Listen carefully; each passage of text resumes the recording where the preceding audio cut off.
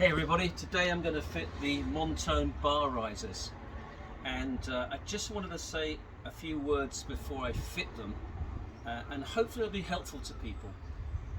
One of the first things I always do when I'm working on a motorcycle is to protect the tank, because silly things can happen along the way. So get yourself a towel or a cover of some sort and lay it across the tank. Now if you think about it, we're about to just adjust handlebars. You know, if they fell back, they could scratch the tank. And this is a limited edition, but any bike, I wouldn't want the tank scratched if I didn't have to. So, you know, if you're doing any work here, just cover it. You could double layer it, of course, get more towels, but at least one layer. So if anything happens, anything drops, then your tank should be protected. So hopefully you find that tip useful. Now, the Montone Risers. I did a little video unboxing these, so I'm not going to do it again, but one thing I'm going to say is I'm really pleased that they came in a sensible sized box. You know, they didn't arrive in some massive box and then there were 3 other boxes inside. That's just a complete waste to me. Lots of bubble wrap inside that little box, and then some really nice risers, and they look really cool. They're about 1 inch high and 1 inch back towards you, so for someone like myself with short arms, they should really help.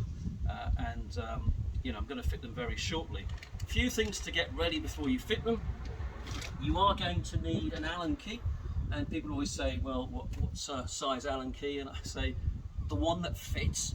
So you've got 4 bolts here that can be removed with the Allen key. So loosen those off and slacken those. More importantly, underneath here, you've got 2 bolts either side on this yoke. 2 bolts underneath, and you must remove those. So what you got to use is, I will give you the size on this one, it's a number 14. I knew it wasn't a number 10 spanner, and you know why? Because the number 10 spanner is always missing, so there's no point in producing a bolt which has a number 10, because you're never going to find the spanner or the wrench. So they've gone for a number 14, and I like that. So number 14, undo those, remove those, replace it with the bar risers and the longer threaded bolts. Then you can undo this, put it all back together, of course making sure it's even on both sides. You might need a ruler or to mark everything before you take it off, so you've got it dead central again. Tighten it all up when you've got it in the right position, because remember, these can rotate forwards and backwards a little bit. Once it's all tightened and you're very sure it's safe, then you can take it for a test ride and make any adjustments afterwards.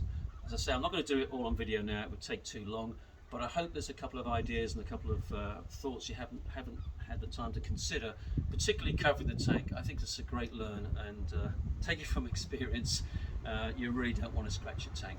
I'll let you know how I get on with the bar risers from Montone. They look great quality, and hopefully they'll do the job.